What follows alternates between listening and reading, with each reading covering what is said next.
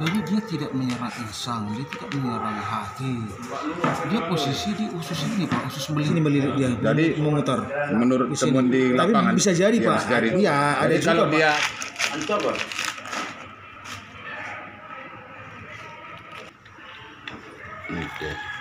Cukup Pak. Cukup Pak. Iya Pak, masukkan. Nanti baru kita sebenarnya kita ada formulir juga. Ada SM di mana? Kan bahan kampung tadi baru. Bukan salah.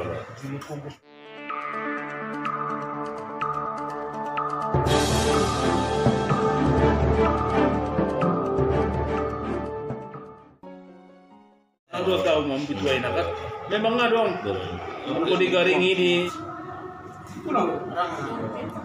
Udah lu barang naro kita milih. Ada lagi Pak. Ada lima di ikan sulung itu. Kayak melap jalan milos tuh kalau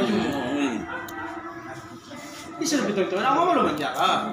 dengan adanya fenomena ikan yang mengandung parasit seperti ini, takut nggak kita untuk mengkonsumsi ikan, Bang? Jelas lah, itu kan bukan takut, meresahkan. Udah populasi ikan makin sedikit. Nah, itu jenis-jenis ikannya tahu nggak Abang? Oh, ikan-ikan apa saja yang kena parasit? Paling parah di sini sejenis yang namanya di sini ikan apa itu? Oh, sulum.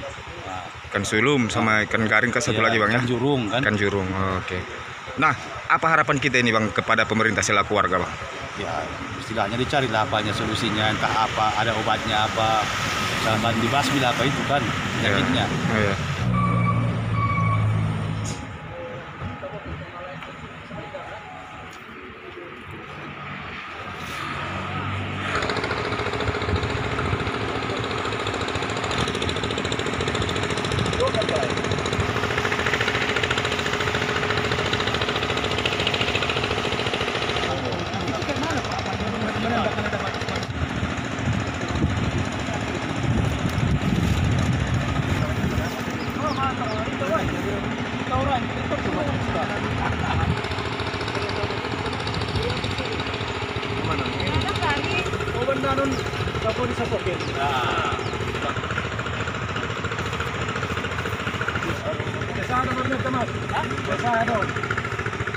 Desa hutan baru.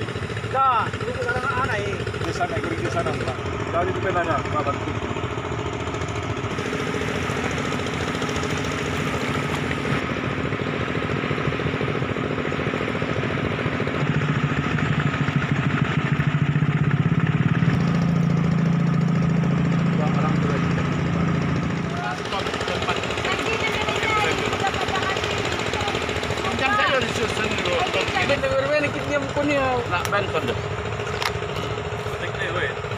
Naik naik.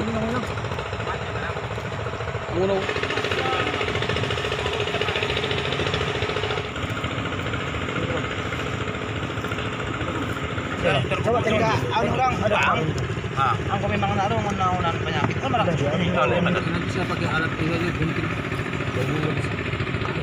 nggak menunjukkan dengan saya.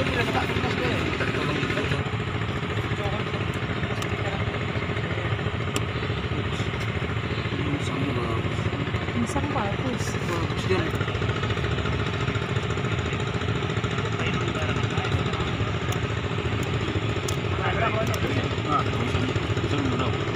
Sebenarnya secara hatinya sudah bagus ini. Ada yang aneh. Biasanya dia kan usus ini sembunyi. Bagus Pak. Tidak apa? Ya dong.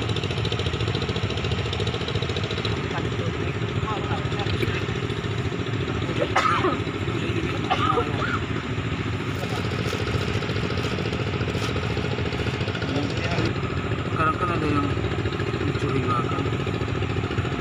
Bagus ini. Mana? Kok ada benjolan di sini.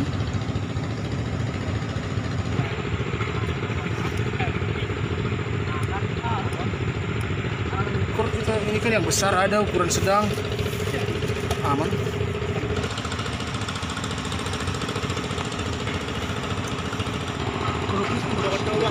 barang kayak dari 6 tahun.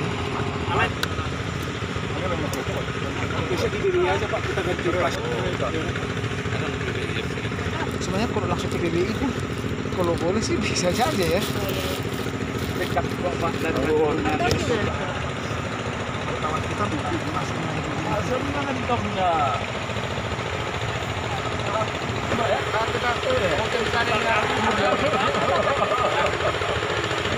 Madinah sama dia yang paling jauh itu kan.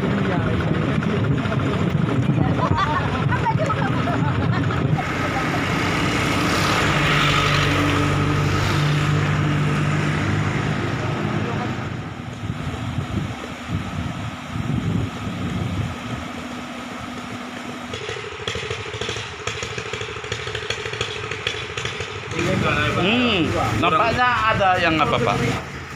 Luka di badan nggak ada.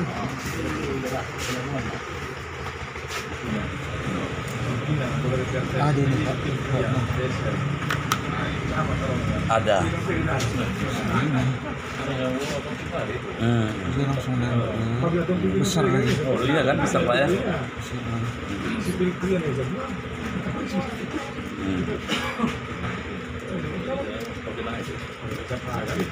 Malah ikannya lebih aktif juga ikannya.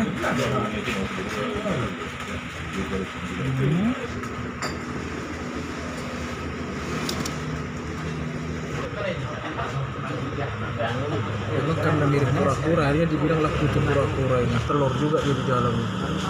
Tapi kita bawa aja nih Pak. Sama-sama. Dengan adanya surat dari dinas menuju Pemprov dan tembusannya ke kita Balai Karantina Ikan Kuala Namu, kita menindaklanjuti surat tersebut. Adanya suatu wabah yang menyerang ikan sulun dan jurung. Dalam secara visual kita bisa melihat itu jenis parasit. Sebenarnya kalau kita melihat secara langsung tadi di lapangan, ini jenis kutu ini sudah ada Pak sebenarnya di alam. Cuman ini kita masih mau meneliti Pak, kita bawa sampel dari tempat ini untuk kita uji di lab kita. Apa penyebab sebenarnya ini, kenapa dia hanya menyerang ikan sulun dan jurung. Kenapa tidak menyerang ikan mas, kenapa tidak menyerang ikan nila. Jadi dengan kunjungan hari ini dapat kita melihat kondisi lapangan yang sebenarnya. Kalau untuk jenis ikan sulun jurung ini, Untuk dikonsumsi berbahaya. untuk dikonsumsi masyarakat itu tidak masalah Pak. Ini tidak berbahaya. Karena kalau ini dimasak di atas 100 derajat Celcius, ini akan mematikan semua penyakit atau kuman yang ada di tubuh ikan itu. Dan ini jenis parasit yang tidak menyebabkan zoonosis. Zoonosis itu apa? Menyebabkan penyakit pada manusia. Begitu Pak. Nah, untuk kondisi lingkungan sendiri Bang, seperti sungai apakah tercemar? Kita kunjungan ke lapangan tadi, memang ada faktor lingkungan. Kenapa ini bisa muncul? Pasti ada faktor eksternal. Tapi kita lihat kunjungan lapangan tidak sangat ekstrim Pak. Aliran air itu masih dalam kondisi yang normal. Jadi kita harapkan ini hanya fenomena sementara. Kebetulan kita Pak kunjungan ke daerah Madinah ini 2 hari Pak. Jadi mungkin kita besok baru berangkat. Dan ini pengujiannya mungkin butuh 7 hari kerja Pak. Ya Pak, ikan ini layak konsumsi Pak ya? Layak, sangat layak Pak. Dan kita sarankan untuk jangka pendek ini, setiap mengkonsumsi ini dibuang saja Pak, isi insang dan perut, dibersihkan, ya, dibuang saja Pak. Ini tidak masalah untuk digoreng, diarsik atau dibakar, tapi diusahakanlah dengan matang gitu Pak, untuk jangka pendeknya.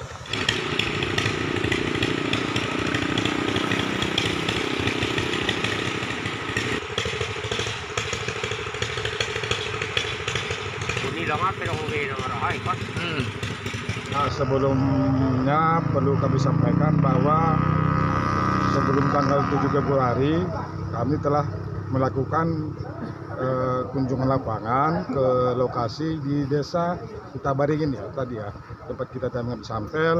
Memang saat itu ditemukan adanya jenis parasit di dalam usus ikan.